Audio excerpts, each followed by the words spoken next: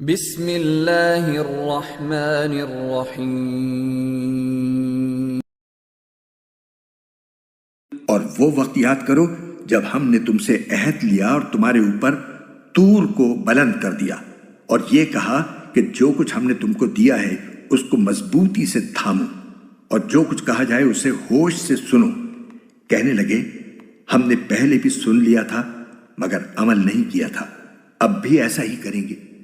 اور دراصل ان کے کفر کی نحوست سے ان کے دلوں میں بچھڑا بسا ہوا تھا۔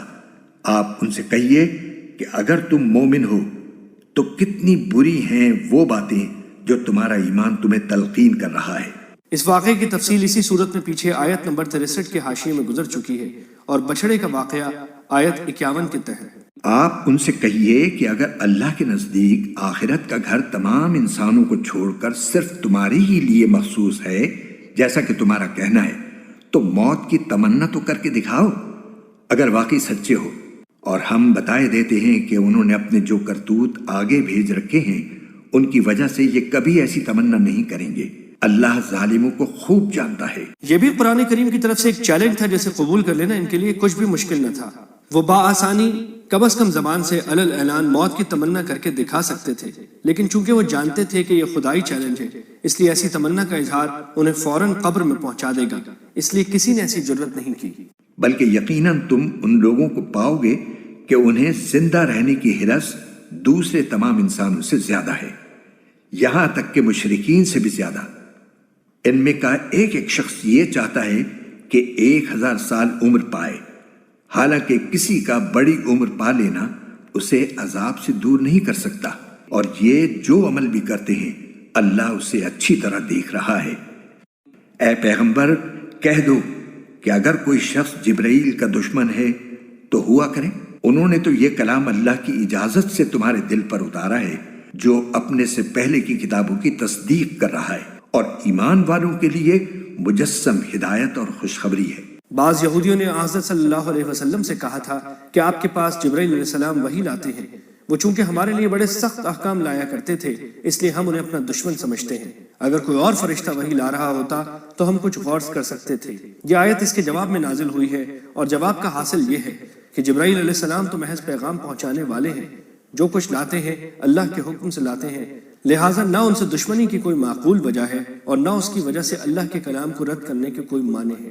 اگر کوئی شخص اللہ کا، اس کے فرشتوں اور رسولوں کا اور جبرائیل اور میکائیل کا دشمن ہے تو وہ سن رکھے کہ اللہ کافروں کا دشمن ہے، اور بے شک ہم نے آپ پر ایسی آیتیں اتاری ہیں جو حق کو آشکار کرنے والی ہیں، اور ان کا انکار وہی لوگ کرتے ہیں جو نافرمان ہیں۔ یہ آخر کیا معاملہ ہے کہ ان لوگوں نے جب کوئی عہد کیا ان کے ایک گروہ نے اسے ہمیشہ توڑ پھینکا، بلکہ ان میں سے اکثر لوگ ایمان لاتے ہی نہیں۔ اور جب ان کے پاس اللہ کی طرف سے ایک رسول آئے جو اس تورات کی تصدیق کر رہے تھے جو ان کے پاس ہے، تو اہل کتاب میں سے ایک گروہ نے اللہ کی کتاب تورات و انجیل کو اس طرح پس پشت ڈال دیا گویا وہ کچھ جانتے ہی نہ تھے کہ اس میں نبی آخر الزماں صلی اللہ علیہ وسلم کے بارے میں کیا ہدایات دی گئی تھیں۔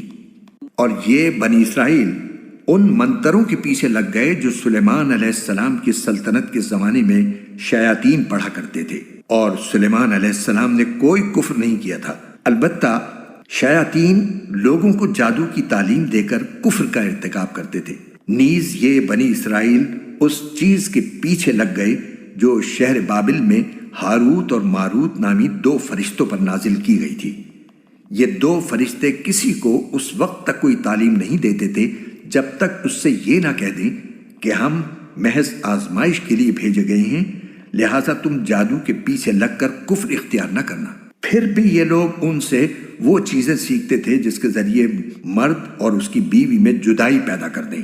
ویسے یہ واضح رہے کہ وہ اس کے ذریعے کسی کو اللہ کی مشیت کے بغیر کوئی نقصان نہیں پہنچا سکتے تھے، مگر وہ ایسی باتیں سیکھتے تھے جو ان کے لیے نقصان دہ تھی اور فائدہ مند نہیں تھی۔ اور وہ یہ بھی خوب جانتے تھے کہ جو شخص ان چیزوں کا خریدار بنے گا آخرت میں اس کا کوئی حصہ نہیں ہوگا، اور حقیقت یہ ہے کہ وہ چیز بہت بری تھی جس کے بدلے انہوں نے اپنی جانیں بیچ ڈالی۔ کاش کہ ان کو اس بات کا حقیقی علم ہوتا۔ ان آیات میں اللہ تعالیٰ نے یہودیوں کے ایک اور بدعملی کی طرف اشارہ فرمایا ہے، اور وہ یہ کہ جادو ٹونے کے پیچھے لگنا شرعاً ناجائز تھا، بالخصوص اگر جادو میں شرکیہ کلمات منتر کے طور پر پڑھے جائیں تو ایسا جادو کفر کے مترادف ہے۔ حضرت سلیمان علیہ السلام کے زمانے میں کچھ شیاطین نے، جن میں انسان اور جنات دونوں شامل ہو سکتے ہیں، بعض یہودیوں کو یہ پٹی پڑھائی کہ حضرت سلیمان علیہ السلام کی سلطنت کا سارا راز جادو میں مضمر ہے، اور اگر تم جادو سیکھ لو گے تو تمہیں بھی حیرت انگیز اقتدار نصیب ہوگا۔ چنانچہ یہ لوگ جادو سیکھنے اور اس پر عمل کرنے میں لگ گئے۔ حالانکہ جادو پر عمل کرنا نہ صرف ناجائز تھا بلکہ اس کی بعض قسمیں کفر تک پہنچتی تھی۔ اور اس کے برعکس اگر وہ ایمان اور تقوی اختیار کرتے تو اللہ کے پاس سے ملنے والا ثواب یقیناً کہیں زیادہ بہتر ہوتا۔ کاش کہ ان کو اس بات کا بھی حقیقی علم ہوتا۔ ایمان والو، رسول اللہ صلی اللہ علیہ وسلم سے مخاطب ہو کر راعنا نہ کہا کرو اور انظر نہ کہہ دیا کرو، اور سنا کرو، اور کافروں کے لیے دردناک عذاب ہے۔ مدینہ میں رہنے والے بعض یہودیوں کی ایک شرارت یہ تھی کہ وہ جب حضور اکرم صلی اللہ علیہ وسلم سے ملتے تو آپ سے کہتے تھے رائنا۔ عربی میں اس کے معنی ہیں ہماری رعایت فرمائیے۔ اس لحاظ سے یہ لفظ ٹھیک تھا اور اس میں گستاخی کے کوئی معنی نہ تھے، لیکن عبرانی زبان میں جو یہودیوں کی مذہبی زبان تھی، اس سے ملتا جلتا ایک لفظ بد دعا اور گالی کے طور پر استعمال ہوتا تھا۔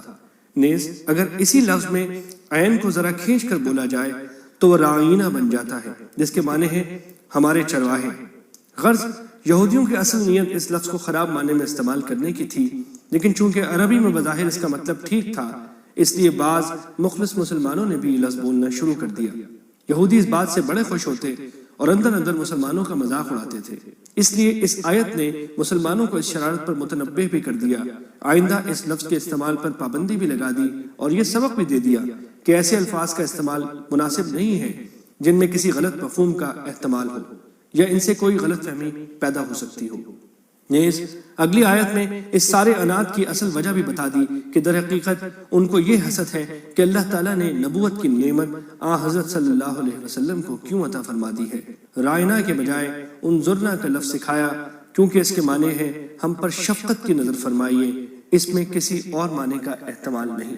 کافر لوگ خواہ اہل کتاب میں سے ہوں یا مشرکین میں سے یہ پسند نہیں کرتے کہ تمہارے پروردگار کی طرف سے کوئی بھلائی تم پر نازل ہو، حالانکہ اللہ جس کو چاہتا ہے اپنی رحمت کے لیے مخصوص فرما لیتا ہے، اور اللہ فضل عظیم کا مالک ہے۔ ہم جب بھی کوئی آیت منسوخ کرتے ہیں یا اسے بھلا دیتے ہیں تو اس سے بہتر یا اسی جیسی آیت لے آتے ہیں۔ کیا تمہیں یہ معلوم نہیں کہ اللہ ہر چیز پر قدرت رکھتا ہے؟ اللہ تعالیٰ کی یہ سنت رہی ہے کہ مختلف زمانوں کے حالات کی مناسبت سے شریعت کے فروعی احکام میں تبدیلی فرماتے رہے ہیں۔ اگرچہ دین کے بنیادی عقائد مثلا توحید، رسالت، آخرت وغیرہ ہر دور میں ایک رہے ہیں، لیکن جو عملی احکام حضرت موسیٰ علیہ السلام کو دیے گئے تھے ان میں سے بعض حضرت عیسیٰ علیہ السلام کے دور میں تبدیل کر دیے گئے، اور آن حضرت صلی اللہ علیہ وسلم کے زمانے میں ان میں مزید تبدیلیاں واقع ہوئیں۔ اسی طرح جب آن حضرت صلی اللہ علیہ وسلم کو شروع میں نبوت عطا ہوئی تو آپ کی دعوت کو مختلف مراحل سے گزرنا تھا۔ مسلمانوں کو طرح طرح کے مسائل درپیش تھے، اس لیے اللہ تعالیٰ نے احکام میں تدریج اختیار فرمائی۔ کسی وقت ایک حکم دیا، بعد میں اس کی جگہ دوسرا حکم آ گیا، جیسے کہ قبلے کے تعین میں احکام بدلے گئے، جن کی کچھ تفصیل آگے آیت 115 میں آ رہی ہے۔ فروعی احکام میں ان حکیمانہ تبدیلیوں کو اصطلاح میں نسخ کہتے ہیں۔ یہودیوں نے بالخصوص اور دوسرے کافروں نے بالعموم اس پر یہ اعتراض اٹھایا کہ اگر یہ سارے احکام اللہ تعالیٰ کی طرف سے ہیں تو ان میں یہ تبدیلیاں کیوں ہو رہی ہیں؟ یہ آیت کریمہ اس سوال کے جواب میں نازل ہوئی ہے۔ جواب کا خلاصہ یہ ہے کہ اللہ تعالیٰ اپنی حکمت کے مطابق بدلتے ہوئے حالات میں یہ تبدیلیاں کرتے ہیں، اور جو حکم بھی منسوخ کیا جاتا ہے اس کی جگہ ایسا حکم لایا جاتا ہے جو بدلے ہوئے حالات میں زیادہ مناسب اور بہتر ہوتا ہے، یا کم از کم اتنا ہی بہتر ہوتا ہے جتنا بہتر پہلا حکم تھا۔ کیا تمہیں یہ معلوم نہیں کہ اللہ وہ ذات ہے کہ آسمانوں اور زمین کی سلطنت تنہا اسی کی ہے، اور اللہ کے سوا نہ کوئی تمہارا رکھوالا ہے نہ مددگار؟ کیا تم یہ چاہتے ہو کہ اپنے رسول سے اسی قسم کے سوال کرو جیسے پہلے موسیٰ سے کیے جا چکے ہیں؟ اور جو شخص ایمان کے بدلے کفر اختیار کرے وہ یقیناً سیدھے راستے سے بھٹک گیا۔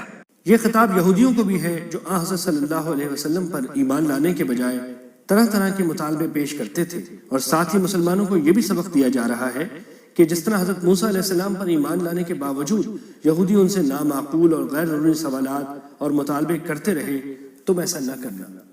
مسلمانوں، بہت سے اہل کتاب اپنے دلوں کے حسد کی بنا پر یہ چاہتے ہیں کہ تمہارے ایمان لانے کے بعد تمہیں پلٹا کر پھر کافر بنا دیں، باوجود کہ حق ان پر واضح ہو چکا ہے۔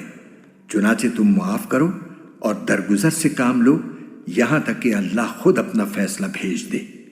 بے شک اللہ ہر چیز پر قادر ہے۔ اور نماز قائم کرو اور زکوٰۃ ادا کرو، اور یاد رکھو کہ جو بھلائی کا عمل بھی تم خود اپنے فائدے کے لیے آگے بھیج دو گے اس کو اللہ کے پاس پاؤ گے۔ بے شک جو عمل بھی تم کرتے ہو اللہ اسے دیکھ رہا ہے۔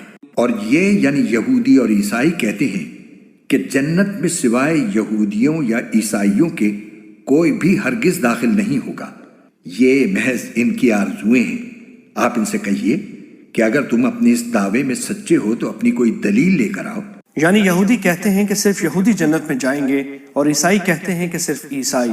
کیوں نہیں؟